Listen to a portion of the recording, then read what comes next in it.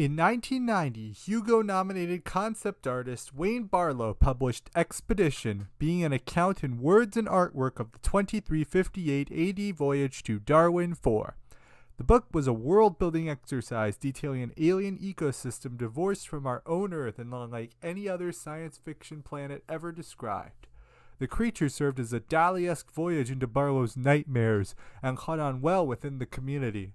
The world of Darwin was hailed as a triumph in world building and imagination. 15 years later, Discovery Channel transformed Expedition into the made-for-TV special Alien Planet, banking out the speculative documentary fad of the mid-2000s, perhaps sparked by Walking with Dinosaurs.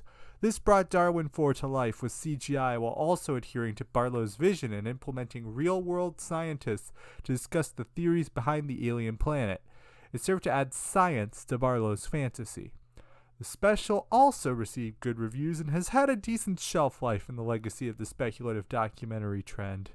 Be it through book or special, this was many people's introduction to speculative biology. The world of Darwin IV seemed inviting and unique, and the novelty of Barlow's world sent many adventurers to explore further ventures. Though I've seen many reviews of both book and movie, few cover Alien Planet as an adaptation of the book. How did the filmmakers pull it off? What parts of Barlow's story remain? This is what the video seeks to investigate.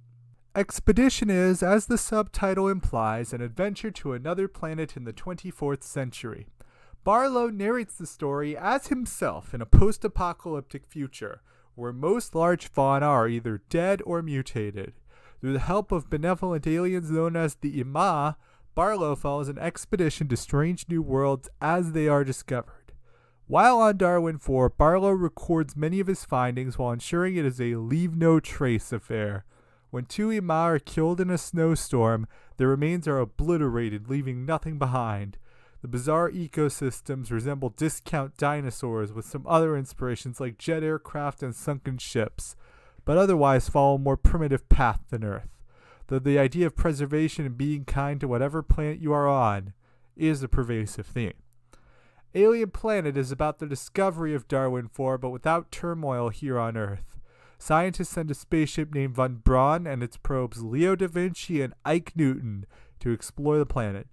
As Darwin IV is 6.5 light years away, it takes 42 years to arrive and 6 years to hear everything back. This is a reasonable accommodation for human contact.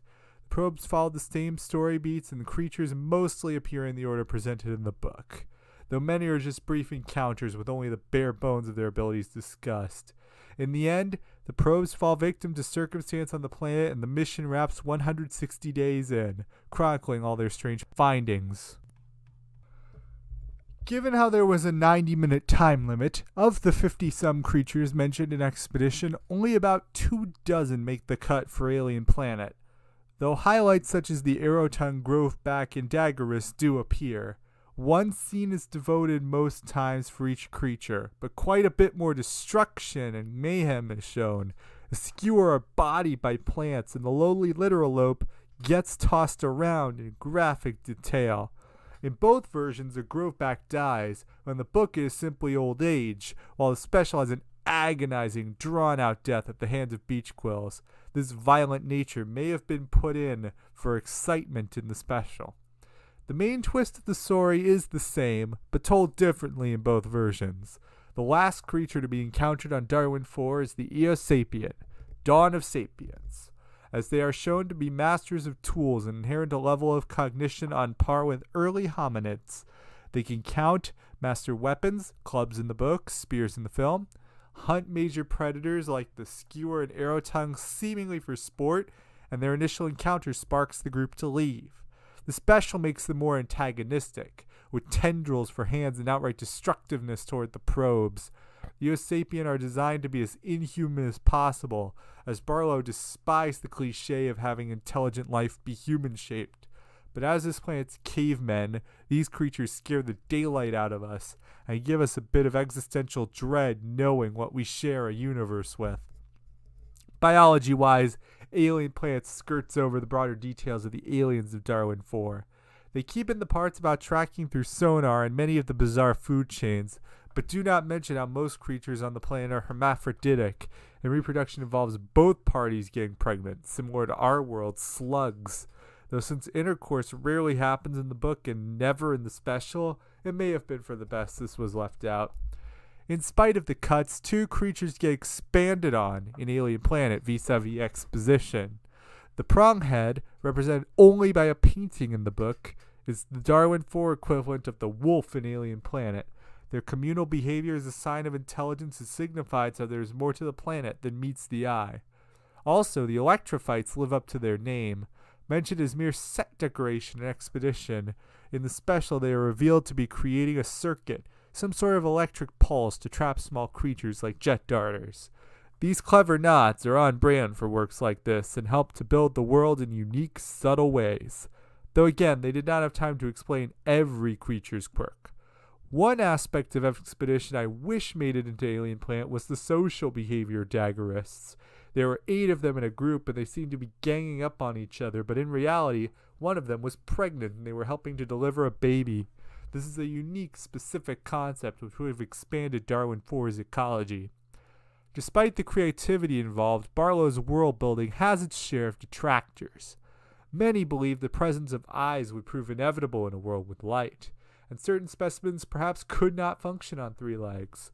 A food chain involving skewers eating all land creatures but themselves being vulnerable to a butcher tree seems laughable to an ecologist.